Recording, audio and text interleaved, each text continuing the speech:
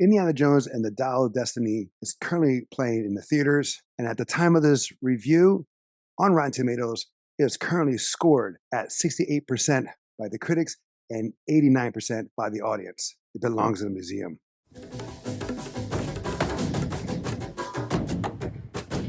Welcome back to Tales of Two Bros. I am Angel, I'm Adan. where we give you a review at least once a week. Spoiler alert, how was your audience experience? Everybody there was pretty much 40s plus. And it was like 2/3 of the theater at an 11 o'clock showing. It was a sea of gray hairs, myself included. I don't know how this is going to do with a younger audience, but it's clearly all Indiana Jones fans that went. For me, I don't know my audience. Couldn't really see them because it was dark. So I don't know how I saw gray hair. I mean, I got there before the trailers, so the lights were. Okay. Oh, wow. The audience was relatively quiet. Kim and I were the loud ones. For the most part, yeah, it was like our age demographic from the late 30s to the late 50s, I would say. Plus at the time frame too. We saw it around 7 something at night. Initial thoughts? It's all right. Yeah. Off the bat, it honored the legacy of Indiana Jones. It made a lot of callbacks to the originals. And one way or another, it did. Yeah, it did. It did. Like you didn't have to watch the Crystal Skull movie to get it. Yeah, it referenced like one part and like twice. Yeah, it doesn't skim by it, but it went through that real quick. I mean, technically, you probably like just how we skipped Crystal Skull for our reviews. Like as an audience person, you probably could have never seen Crystal Skull, and the details that they give were enough to know what happened in that time frame. Right, exactly. You have Harrison Ford returning. Mm-hmm. You have John Rhys Davies returning as Sala, which took me off guard because I didn't expect him to be there. And when I saw him, I was like, "Damn, he doesn't look the same." He's lost weight. Of course, well, it's not just that, but he looks older. His posture is a lot different. It's like it's understandable. Oh, before we go into the rest of the cast, when I was watching this, it was like they honored the Indiana Jones saga, but they also honored Star Wars and a little bit of Marvel. You're gonna have to walk me through this one. Phoebe Waller-Bridge. She was the robot in Solo that they used the computer to put it in the Millennium Falcon once she got destroyed. Never saw Solo. You're a good boy. You're a lucky man. You're such a lucky man. One of the few rare. Right. You have Harrison Ford who played Han Solo. So here's the thing. Here's that little connection. Han Solo is back with the Millennium Falcon. In the movie Solo, she got destroyed, but her memory, her CPU, was used to help Solo travel in 12 parsecs. I'm gonna go with okay. Makes no sense to me knowing the other other movies, but no, it's okay. It's all right. You also have Karen Allen making a reappearance, but you see pictures of her a lot. And I have a problem with that, seeing her pictures. Okay. You have also Toby Jones. He's from Marvel. He was in the first Captain America movie and in The Winter Soldier. Yeah.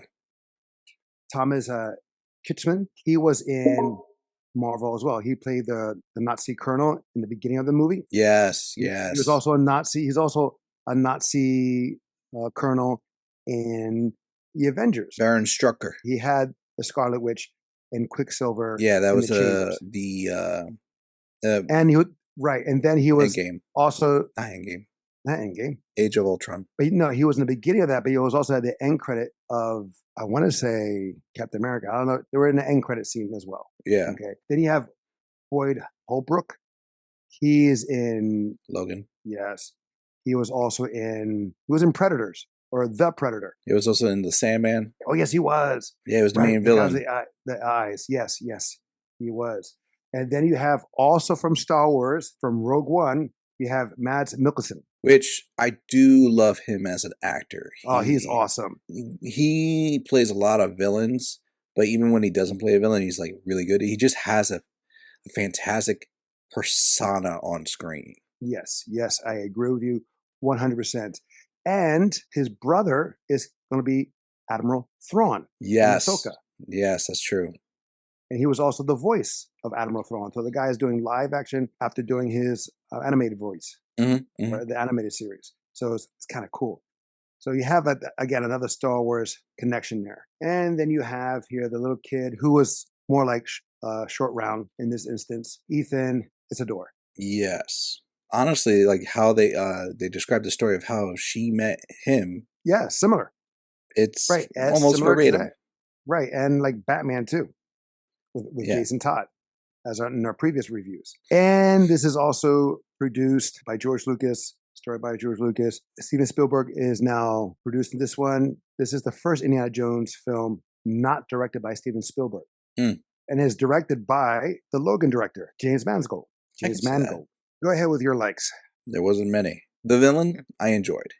I think he was a good villain. I already praised the actor himself. I love what he does and what he brings to the table. Some of the cameos, like Sala, John Rhys Davies. For that, we also have a special guest appearance by Antonio Banderas. Yes, I was going to talk about that too. Like when he comes in, he actually is. He kind of brings back that Indiana vibe when he's talking to Harrison Ford. And like it felt more Indiana, like with him associating with John Rhys than when he was associating with like 90% of the other people in the film. Like you could feel like a little bit of that fire get lit up between them. At the taxi, and he's sending him off in the airport. He's like, I got a passport. I can go with you. And there, and like you see it, like it made me feel like, okay, now we're picking up to be back to the old form, Indiana. Antonio Banderas, though I don't speak Spanish, and most of his dialogue was in Spanish. And oddly enough, of all the Indiana Jones movies, although I don't remember Crystal Skull, this was the only one that translated German. So I felt left out this time when they didn't translate Spanish and they chose to translate German. I was like, he's still fun. It wasn't he wasn't on there that long. But no, but he's a fun character. Right. But I'm saying the Spanish wasn't much because his scene wasn't that big. Renee Wilson, the CIA agent. I was underused and taken out too soon. Oh my God, yes. I thought she was. I was intrigued by her character. I'm like, what's she doing? And like, how this is gonna go down? And then like, I saw it coming, and I was like, damn, I liked her, and I wanted more of her. It would have been a better story saying like somehow she escaped, didn't get shot, didn't get killed, but somehow escaped from that plane, maybe with a parachute, or maybe like made it look like she turned coat and then she was really like a double agent or like a triple agent or some shit. Right. Either something like that. Right. Yeah. It would have been an interesting thing because she was awesome. As far as other villains, I thought it was good. I know not a lot of people that enjoy Boyd Holbrook. I feel mixed about him, but I kind of enjoy him. Yeah, but the thing was bothering me, like, why do you have to have fake teeth? Did he have fake teeth? Oh yeah. He had like those veneers. They made it look like he had like an overbite, and I was like, "Is that needed though? Was that?" I feel like that's the same teeth he had when he was in Sandman. Maybe he just naturally decided to get veneers. No. It was more pronounced. It was like, unless he had an accident and then lost his teeth, he had to get that. I don't know, but maybe. I will say the most interesting scene for me though.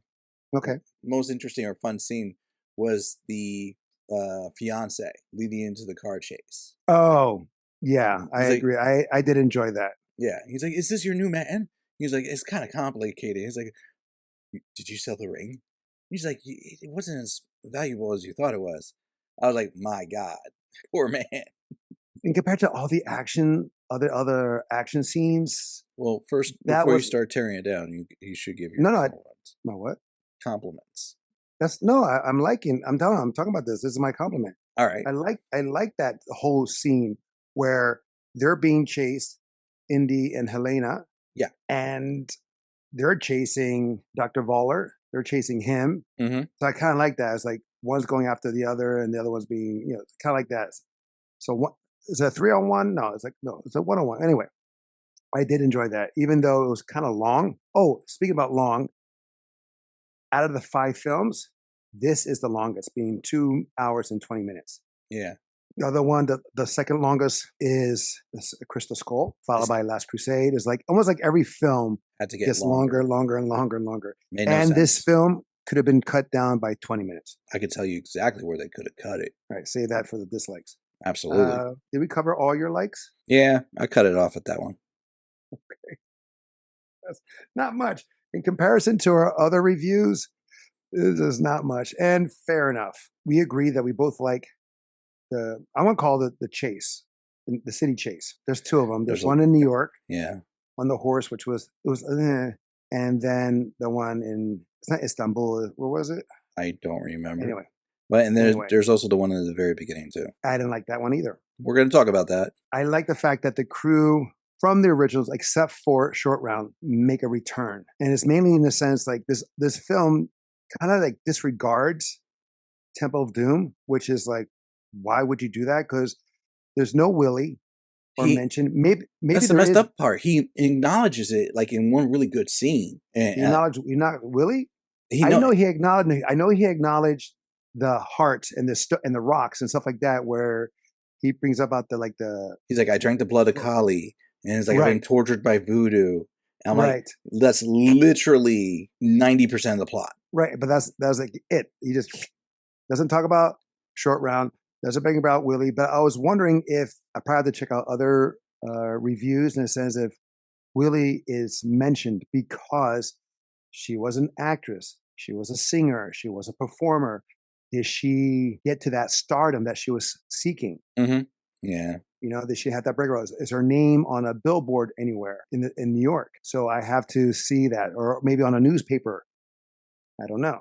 I did kind of like the ending in a way that they brought it full circle in the sense that the boat scene where Indy is, after he gets slammed by that mirror, and, you know, it doesn't hurt there, it hurts, you know, it doesn't hurt here, it doesn't hurt here. But she does it similar, but then a little bit different. I have to agree. It's a very cute ending. I did like the ending. Oh, and besides that, ILM finally got the technique down of de-aging.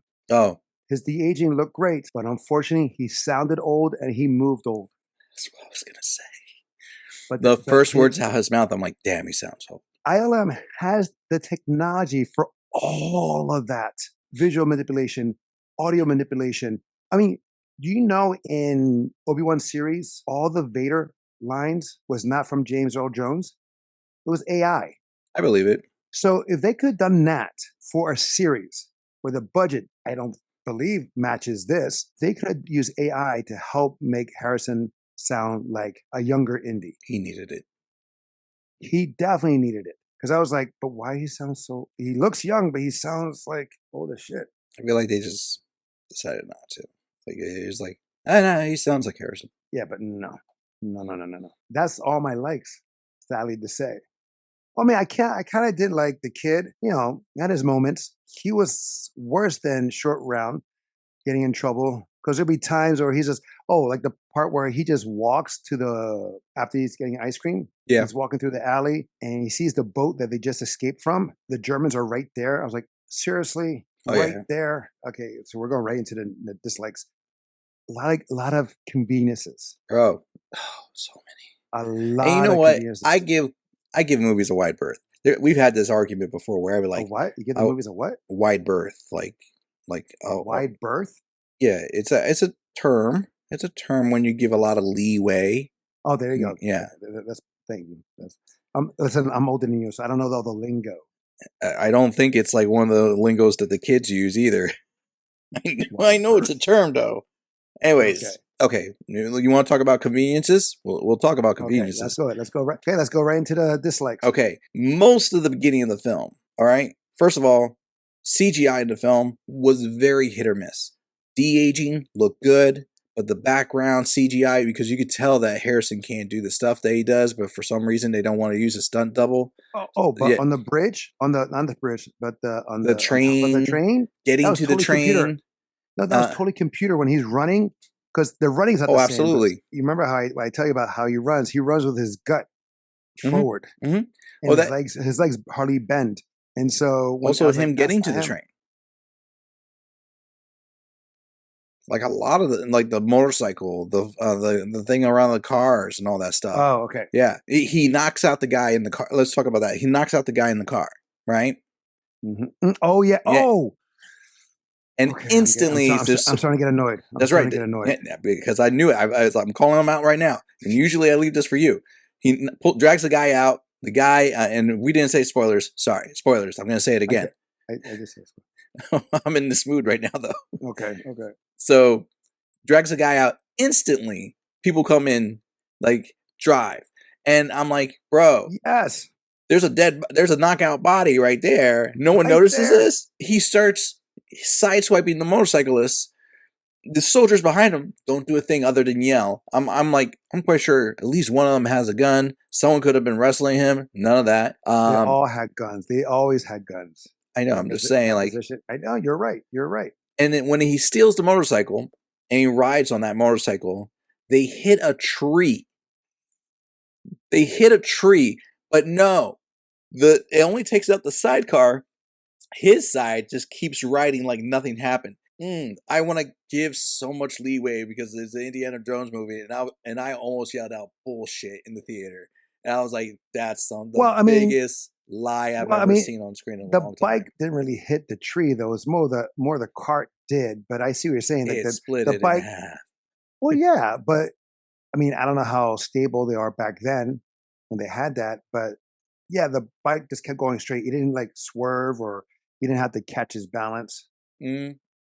But before that, before you continue, when he's taking the Nazis off the road and hitting with his car, he did like in the others. He had a little smirk. Like he got he loves off. killing Nazis. Well, yeah, he got off on it like a little bit. He was like, plus the whole sequence from the beginning to the train to the bridge. I didn't clock it, but it felt like 45 minutes. It felt so long. Yes, I agree with you. The flashback sequence, if you will, felt too long. It felt unnecessary. That's where you could have cut it. Yeah, they could have, if they were going to do the flashback sequence, start with him on the train.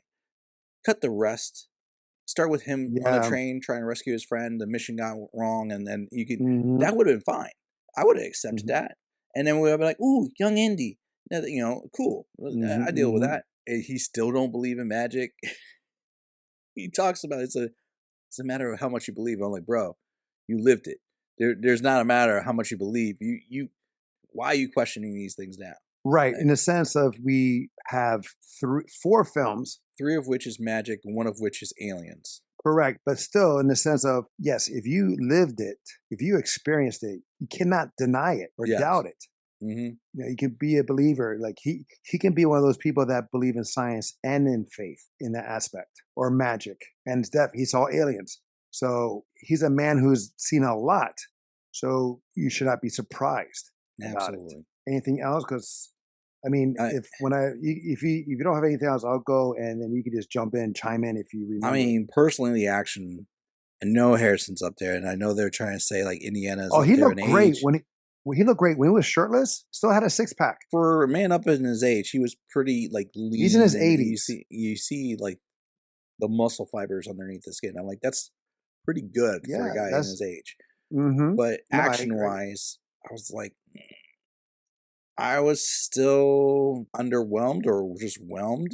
I was okay with the action. I don't remember the kid's name. I'll call him Short Round 2.0.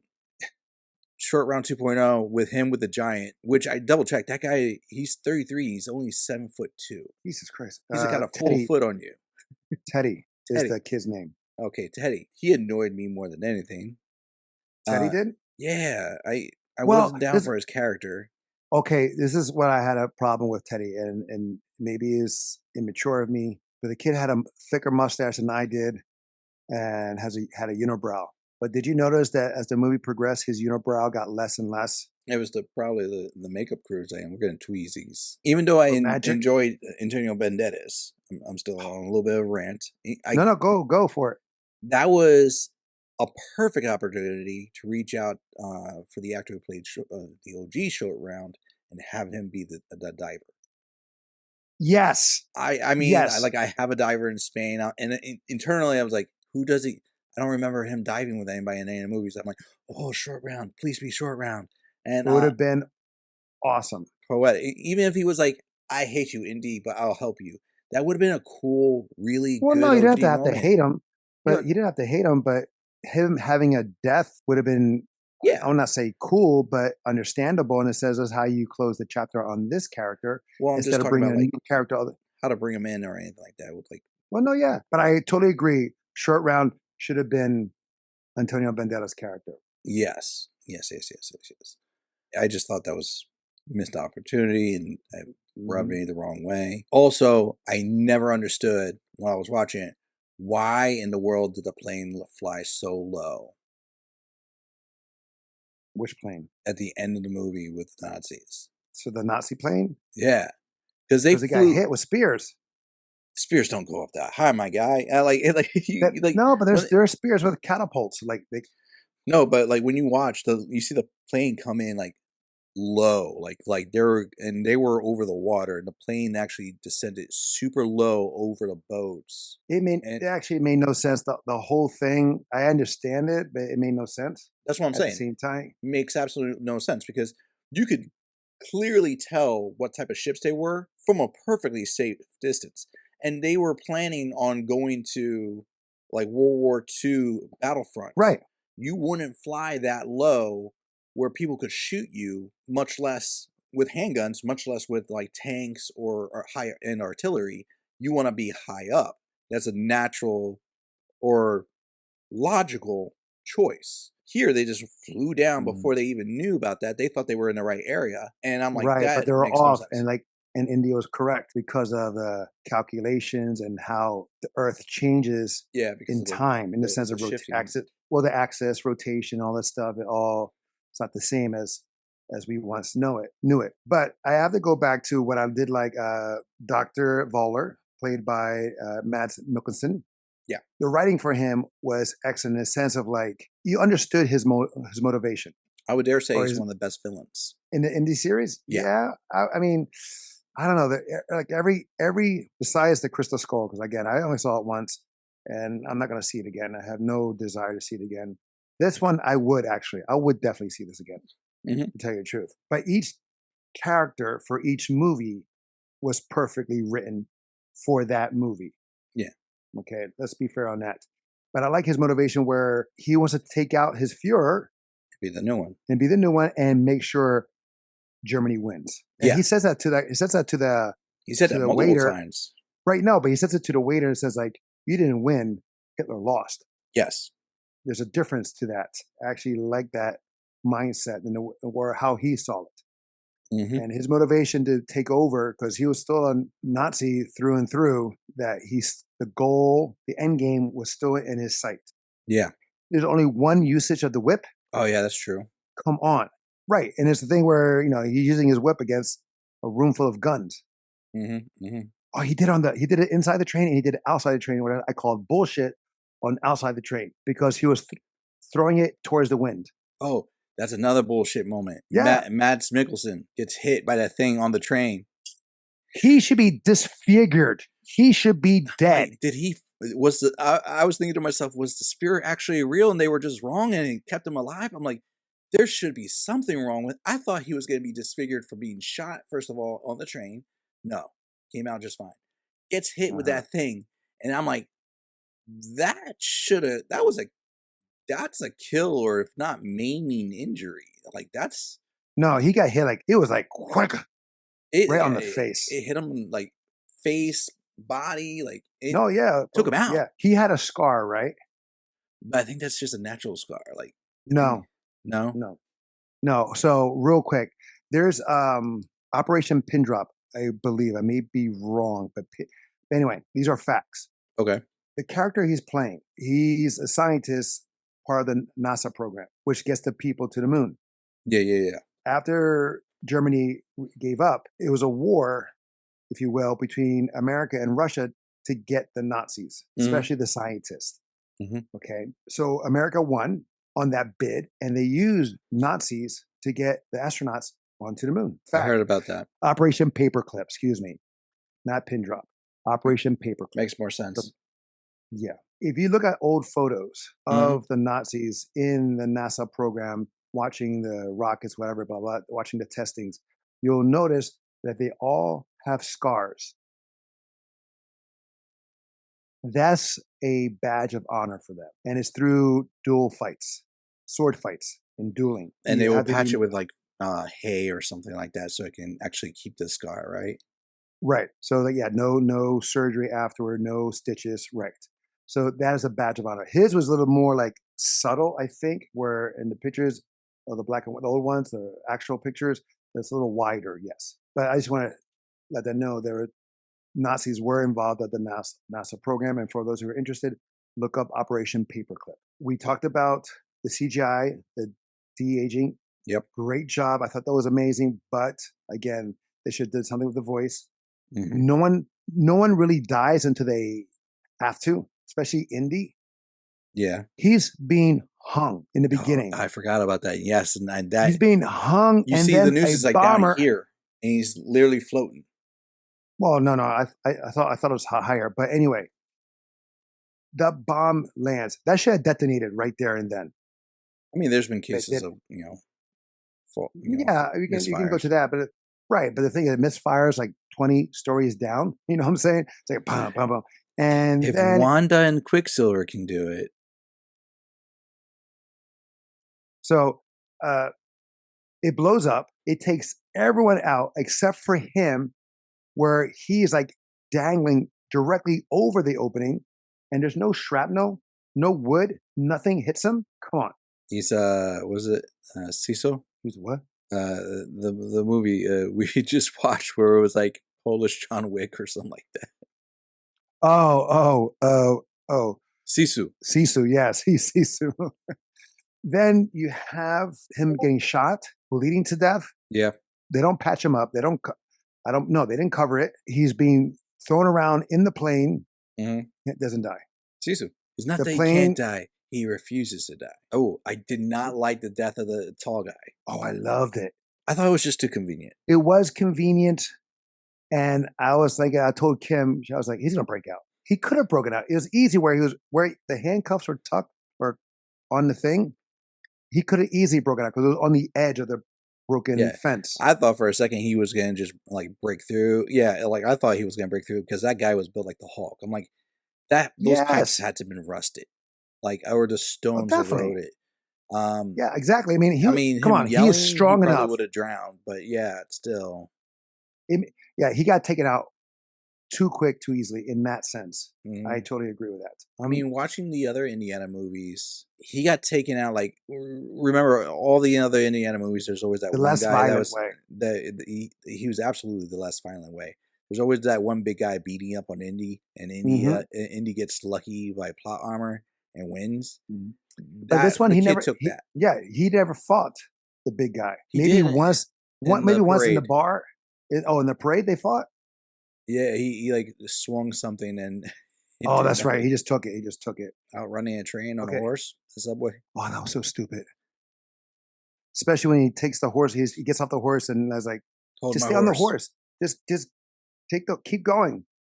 Oh, that. How do they know which train station is going to be there? Like, I thought parade, that too. I was like, wow, the parade they got there quick. Well, not just that. The CIA agent. Okay, so there's a motorcycle chase, a horse race, a car chase. So all these vehicles are moving fast, and she catches up to them in 2 seconds on the parade. Insanely fast. And then he goes underground into the subway system. He could have gone in any direction, but it ends up being right where he gets off.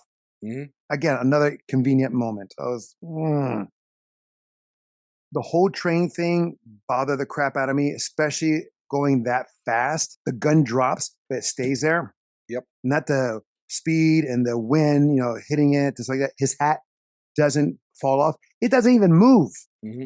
He's on top, and the hat's just staying perfectly still. I mean you talked about that in the other movies too. No. It moves a little bit, right? But there's a little more motion. Like there's sometimes that hat, the flap will go up, and then Indy will take it and fix it. Here he did none of that. The eels. The eels, yeah. I think about snakes again, but this time it's water snakes. It's like they had to bring it full circle again from the other films. It was like, again, not needed. It was cool. I did kind of like it in a sense, but how the hell did he get out when they were blocking his exit? They weren't blocking his exit. He was tied. His rope was wrapped around a pole. Right, but it still makes no sense. But how did he get out? Right. So regardless, there's a pipe giving a tube giving him air, but is getting tangled. He goes in one way and he comes out the another way. I thought for a second he was going to cut the tube and pull the thing so he could float out. Which would have made more sense. Yeah, but it never happened. No, it didn't happen. The satchel again, just like I had problems when the other movie, especially Last Crusade, how the satchel somehow got caught on that tank and then he gets off it easily. Choking on that what in Last Crusade? No, I'm talking about in this movie where they were doing the car chase and she breaks through the back windshield like the T-1000. Right. You're absolutely right on that. But no, she used the hook just like two. Yes, but what I'm talking about, like where he finds her at the bidding, he takes that tool, he puts in the satchel. The satchel's around him. He drops, and somehow the satchel slides out. Oh yeah. I was like, again, another convenient moment. He needs a new satchel. I guess so, because it's just like if you have it here, and I believe the satchel was inside the jacket, meaning the strap. Yeah. He had the jacket like here, and it was like to be secure. And but it somehow I was like, it would have been more believable if the strap broke. Yes. If the big guy grabbed it, so what have you? Like he's trying to, like Indy's trying to escape, and he grabs it and the old leather, you know. Right. I would have believed that. Oh, to go that in the sense of continuity and all that stuff, which made no sense. So when they're looking for Indy in the university, Hunter University. By the way, I did a couple of tournaments there. You were there. You saw me at the tournament there, the karate tournament. It was Hunter College. Oh, when you and Mom came down. But anyway, the Germans exposed themselves by shooting the administrative girl, the secretary. Yes. Right, and then they shoot the professor or the dean. Well, the dean or the department of chair. Yeah. There, they got shot right next to each other. Later on, she's moved into the office. He's still there. Who moved her? Well, remember the other CIA agents came in, which I had a problem with that too, because like clearly those men weren't working with the CIA; they were working for the professor, and like they went off script. He's like, "We're not supposed to do that." I'm like, I mean, I don't work for the CIA, but I don't feel like they would just let people walk over them. If you don't follow what they're saying, that's a severe no. They're gonna like be like, we need to reevaluate our relationship as of right now. Well, no, the thing is they did a mutiny on the plane. They just changed. They just followed along as like, it's like, granted, they should have been reprimanded and taken their gun, but they didn't. And then in the plane, that's where like the whole flip-a-roo happened. Yeah. And it was kind of predictable, meaning that when we first see them in the apartment, right, and they were talking. No, he was reading. Was it Berlin or reading like a German book? It was a German book read by Berlin, and he's like, I'm trying to learn German. But they're talking each other in German. Him and the big guy. Yeah. So it was like kind of obvious already what was happening. I mean, unless there were white supremacists and saw an opportunity to be part of the master race and totally flipped, that could have happened. Maybe. I mean, that's what I took, but they did say that they didn't work for the CIA; they worked for the professor. Did they? Or was it during or right after that happened? Like, no, it was at the beginning. Because like someone, like I think also like Jones said, like you're CIA, and the one guy's like, oh no, it's like they don't pay as well, something like that. There's a history given a sense that he marries Marion. Yeah. After the end of the Crystal Skull, he has a life with her, and that we understand what happened to Mutt, Shia LaBeouf's character. Yeah, son. Yes. Well, he had the son, and the thing is, where we mentioned before in Temple of Doom, his relationship with Short Round was a lot deeper and more nurturing than we saw him with Mutt. And so he dies. He gets killed. I think he goes to war. He enlists. I believe. So there's a history between those two, like I said. Marianne and him. He only has one picture of her, and it's the same picture from Raiders of the Lost Ark.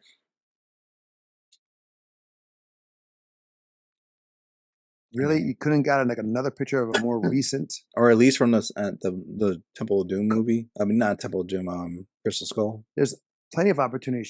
You can use her picture from other things, but it's the same exact thing. And why was it out on the open in the train? I don't know. When you go into the office of that train and you look at the desk, her picture's there. Why?